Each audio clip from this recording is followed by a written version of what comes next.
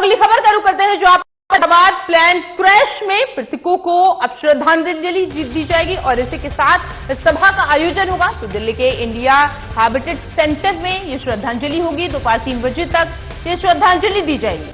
तो air India की ओर से ये श्रद्धांजलि रखी है, जहां पर बीते दिन अहमदाबाद में एयर इंडिया का प्लेन क्रैश हुआ। उसके बाद अब जैसे जैसे लोगों की पहचान हो रही है, क्योंकि डीएनए की भी बात की जा रही थी, जैसे जैसे मृतकों की पहचान हो रही है, उन सभी को श्रद्धांजलि दी जा रही है और उसके साथ उनके परिवार वालों को भी उनकी पार्थिव शरीर को सौंपा जा रहा है। तो खबर जहां पर बीते दिन अहमदाबाद में प्लेन क्रैश हुआ और उसके बाद अब एयर इंडिया ने दिल्ली में श्रद्धांजलि रखी है और अब दिल्ली में वो श्रद्धांजलि देगी। तो इसका आज आयोजन है। इसी खबर पर ज्यादा जानकारी के साथ हमारे सहयोगी अजीत लगातार बने हुए हैं। अजीत, चूंकि बीते दिन अहमदाबाद में जो हुआ वो सब लोग जानते हैं, कोई उससे परे नहीं है और अब श्रद्धांजलि दी जाएगी, इससे संबंधित क्या जानकारी है आपके पास?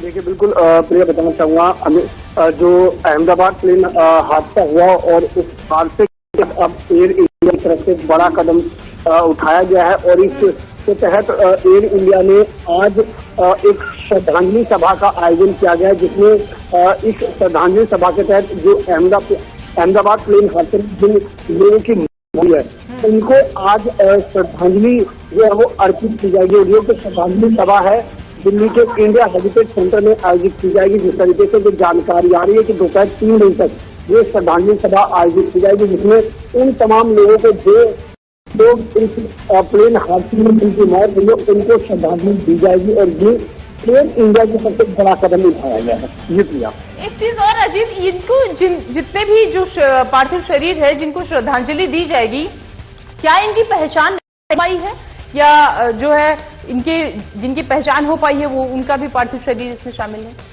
देखिए, बिल्कुल अभी ये कह पाना शायद मुश्किल होगा, क्योंकि अभी तक जिस तरीके से जानकारी सामने आई है 300 से ज्यादा डीएनए सैंपल जो उन लोग की पहचान हो चुकी है। अब ऐसे में यहाँ पर जो श्रद्धांजलि सभा का जो आयोजन किया जा रहा है, क्या वो जिनकी पहचान हो चुकी है उनका किया जा रहा है या फिर किस तरीके से, लेकिन ये कह पाना जल्दबाजी होगा। लेकिन निश्चित रूप से ये कहा जा सकता है कि इंडिया ने एक बड़ा कदम उठाया और जिस तरीके से लगातार तमाम जो एक प्रक्रिया चल रही है, तो ये निश्चित रूप से कहा जा सकता है कि जिन लोगों की पहचान हो चुकी है उन्हीं का यहाँ पर श्रद्धांजलि सभा जो है वो आयोजित की जाएगी और उन्हीं को श्रद्धांजलि अर्पित की जाएगी। जी प्रिया, कौन कौन शामिल होगा इस श्रद्धांजलि सभा में? कौन किसी मुखिया के या फिर किसी पॉलिटिकल ऐसे कुछ किसी के शामिल या एयर इंडिया की तरफ से कोई अधिकारी शामिल होने की कोई खबर?